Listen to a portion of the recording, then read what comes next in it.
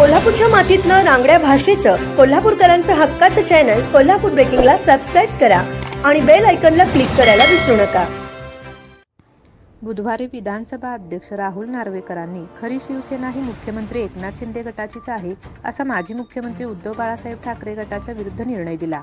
या निर्णयाविरोधात आज कोल्हापुरातील ऐतिहासिक बिंदू चौकात इंडिया आघाडीच्या वतीने राहुल नार्वेकरांचा काळे झेंडे दाखवत तीव्र निषेध करण्यात आला। यावेळी राहुल नार्वेकर यांच्या विरोधात तीव्र घोषणाबाजी करण्यात आली। यावेळी शिवसेना ठाकरे गटाचे जिल्हा प्रमुख संजय पवार, व्ही पाटील, RK पवार यांच्यासह कार्यकर्ते सहभागी झाले होते। दरम्यान आजरा येथे ठाकरे गटाचे उपजिल्हा प्रमुख संभाजी पाटील यांच्या नेतृत्वाखाली नार्वेकरांचा निषेध करण्यात आला। यावेळी राहुल नार्वेकरांचा संभाजी पाटील यांनी कोल्हापुरी भाषेत समाचार घेतला।